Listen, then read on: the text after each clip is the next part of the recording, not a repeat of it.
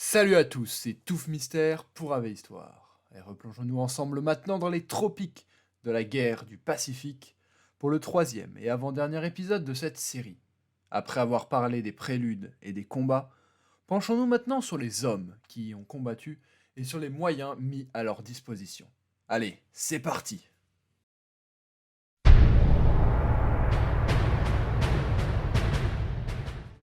En plus des 6 porte-avions bâtis avant Pearl Harbor, les USA produisent 17 géants de fer. Plus de 31 000 tonnes, chacun capable d'emporter 90 avions.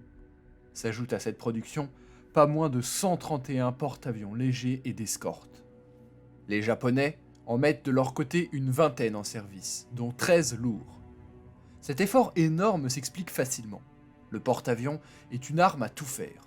Lutter contre les navires de guerre comme de ravitaillement. Protéger les convois, notamment contre les sous-marins. Mais aussi appuyer un débarquement. Et ils deviennent encore plus utiles dans le Pacifique et son immensité marine dépourvue de base. Cependant, son rôle n'est pas aussi décisif qu'on l'avance. Certes, c'est une arme très importante. Utile forcément, mais en minorité et intégrée à de très nombreux autres. Un porte-avions ne peut vivre qu'au sein d'une task force complète et reste vulnérable, voire inutile seul, à l'image de toute arme moderne. Le porte-avions figure certes au centre des grandes batailles comme Midway, comme nous l'avons vu dans la vidéo précédente. Mais ces combats sont au final une exception. J'en ai dénombré 4 en 1942, aucun en 1943 et autour de 2 sur la fin de la guerre. L'éclipse de 1943 s'explique d'ailleurs justement par l'énorme engagement de ces derniers l'année d'avant. Les terribles pertes subies des toits plats doivent être alors comblées et les flottes sont réorganisées. Cette usure met aussi l'évolution du conflit, qui se déplace dans les eaux fermées d'Océanie, comme Guadalcanal ou autour des îles Salomon, pourvues, elles, en base terrestre, explique une réapparition du canon et de la torpille. Les croiseurs et destroyers reprennent alors les rênes des batailles navales et des opérations amphibies. Il faut toujours nuancer la vision trop aéronavale de la guerre du Pacifique. Premièrement, nous l'avons déjà dit, nous avons tendance à oublier l'importance des combats terrestres. Ensuite, dans toutes les grosses opérations, les avions terrestres sont massivement employés. Le Pacifique mobilise 30% des effectifs de l'USAAF, l'armée de l'air américaine, qui détruit plus de 10 000 appareils japonais. Les appareils embarqués ne sont pas les seuls à se battre dans le ciel du Pacifique. Ce sont depuis les îles du Pacifique d'ailleurs que par la suite les avions sont envoyés sur les Philippines, Okinawa ou le Japon, et beaucoup moins depuis les porte-avions. Enfin, il ne faut pas oublier une arme majeure et irremplaçable, le sous-marin. Il est responsable de plus de la moitié des navires détruits ennemis et joue à ce titre un rôle majeur dans la défaite du Japon. Peut-être encore plus que les porte-avions. Quoi qu'il en soit, les Japonais apportèrent, eux, un très gros espoir sur un autre type de bateau, leur cuirassé géant.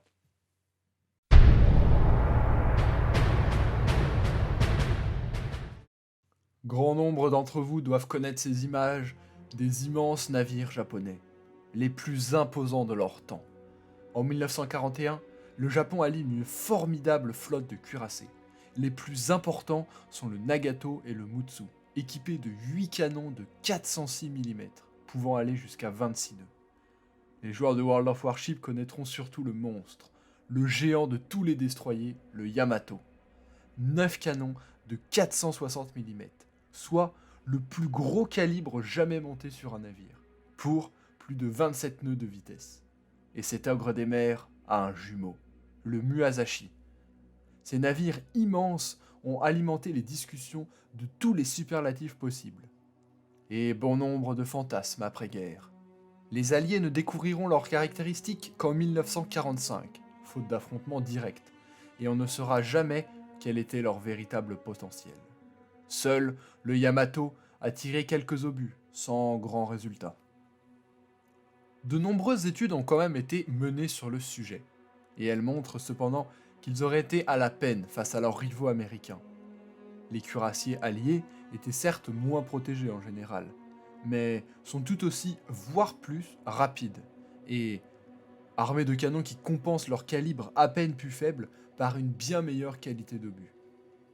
Mais l'inconnu qu'il faut mettre en avant dans l'équation, c'est le radar de tir américain, qui est bien plus puissant que les outils primitifs japonais.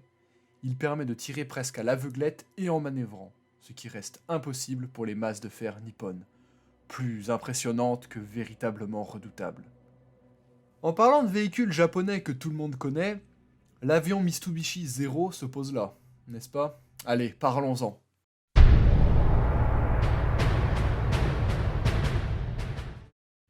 Le Zero est construit en suivant la logique insulaire, suivie pour tous ces avions navals, liée optimisation de l'agilité et du rayon d'action en se basant sur un moteur léger.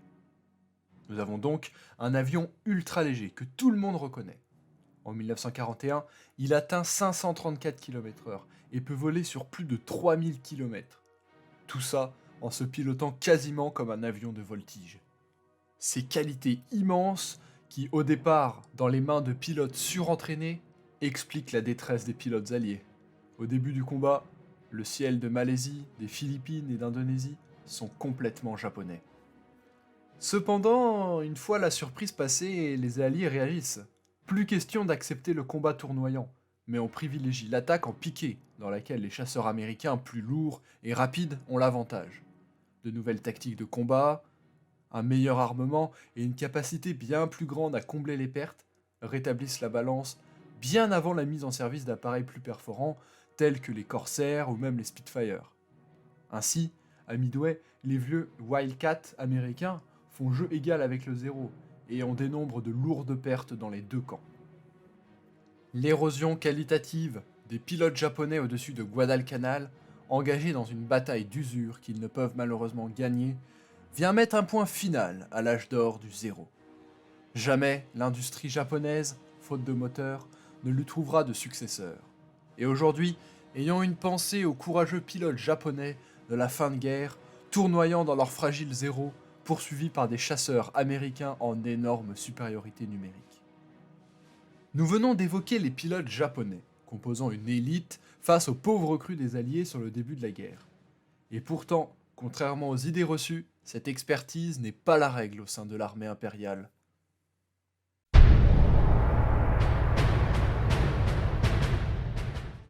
Il est très intéressant de voir comment est perçue l'armée japonaise par les Alliés pendant la Deuxième Guerre mondiale. Perçue jusqu'à la déferlante de 1941 avec mépris, l'armée japonaise démontre en quelques mois qu'elle est capable de renverser les armées orgueilleuses des Américains et Britanniques. Naît alors subitement le mythe du soldat japonais surentraîné. En 1942, les Anglais mettent en avant, je cite, son expérience acquise en Chine, sa discipline et son moral élevé. Aux États-Unis, on souligne son habileté impressionnante dans les opérations nocturnes. Pratique pour justifier les échecs cuisants de ces derniers mois. Ces analyses en effet masquent de nombreuses lacunes, et le fait qu'il est question d'une petite fraction de l'armée japonaise triée sur le volet, des parachutistes et des troupes de choc de la marine. Elles sont certes très compétentes dans les domaines clés des opérations amphibies ou de la mobilité en terrain difficile. Petit clin d'œil à la bicyclette Blitzkrieg, permettant la prise de la Malaisie en passant par la jungle. Mais déjà le ravitaillement a bien souvent du mal à suivre. Et comme le montrent les années suivantes, le gros de l'armée japonaise est une force d'infanterie plutôt classique, et très souvent sacrifiée en masse au nom du Jyokusai, la mort glorieuse. Il ne faut également pas oublier que l'armée nippone est très en retard sur les questions de tactique et d'armement, notamment dans le domaine des blindés. Cette idée est accompagnée souvent d'une autre, encore plus répandue. En plus d'être bien entraîné, le soldat japonais serait fanatique, ce qui explique ses charges suicides, le phénomène des kamikazes et beaucoup d'autres choses. Et vous verrez que ce n'est pas aussi simple que ça.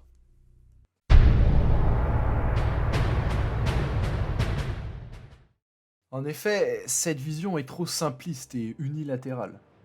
Elle existe en partie pour expliquer les difficultés de reconquête du Pacifique, voire pour justifier le double bombardement atomique de 1945 qui aurait évité une hécatombe promise d'un débarquement au Japon. On met alors en avant les innombrables crimes de guerre japonais, à commencer par ceux perpétrés en Chine. On évoque également les charges suicides, les attaques banzai, le très faible nombre de redditions, y compris civiles, à l'exemple d'Okinawa, où des villages entiers semblent préférer se suicider que de se livrer aux soldats américains. Le mythe d'une population japonaise, armée du plus jeune enfant au dernier des vieillards, jusqu'à la lance de bambou, prêt à défendre son île, reste encore tenace aujourd'hui. Cependant, ramener le soldat japonais à une brute fanatisée est une grossière simplification, qui omet toutes les spécificités de la société et des codes régissant les relations humaines, tout simplement. Il ne faut pas oublier également de mettre dans l'équation l'impulsion donnée par le corps des officiers, qui, eux, sont souvent très profondément imprégnés d'une version déformée de l'héritage du Bushido, la philosophie des samouraïs. En réalité, la formation du soldat de base est extrêmement dure, et l'esprit de discipline et de sacrifice, associé à la honte familiale en cas d'échec, formate le jeune japonais dès cette étape de sa vie.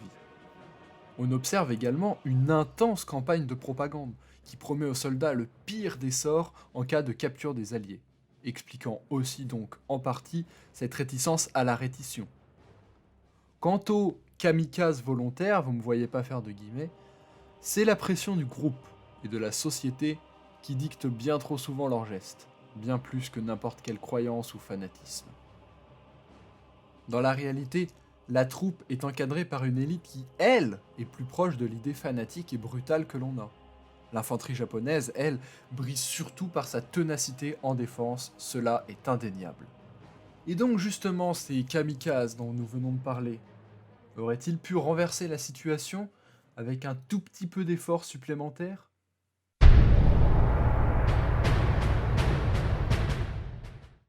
C'est en tout cas l'espoir fou des Japonais, qui misent tout sur la fin de la guerre, sur l'effet tant militaire que psychologique de ces attaques.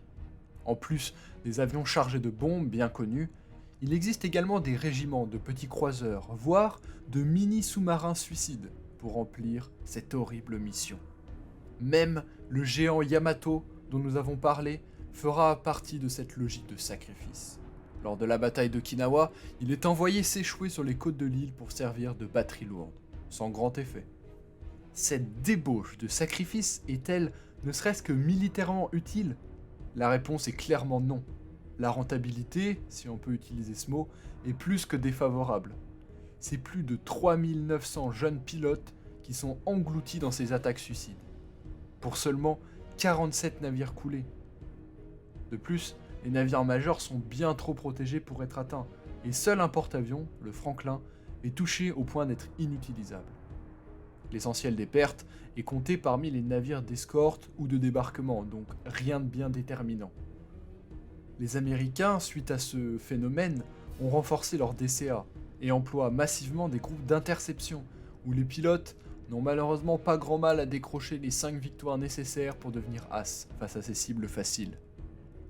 Quant à l'effet psychologique, à l'image de Pearl Harbor, il a plutôt pour effet de renforcer la détermination des combattants américains à en finir avec ce peuple vu donc comme fanatisé. Ça y est, nous voyons la fin de cette petite série pointer le bout de son nez. Une dernière vidéo viendra traiter des parts plus sombres de cette guerre et des lauriers que chacun s'est attribués. En attendant, j'espère que cette vidéo plus centrée sur le matériel et la dimension humaine de l'armée japonaise vous aura plu. Merci à tous d'être de plus en plus nombreux à suivre tout ça. Et n'hésitez pas à donner vos idées ou envies pour la suite après cette série dans les commentaires, ainsi que vos suggestions d'amélioration. Sur ce, que l'histoire soit avec vous, soldats.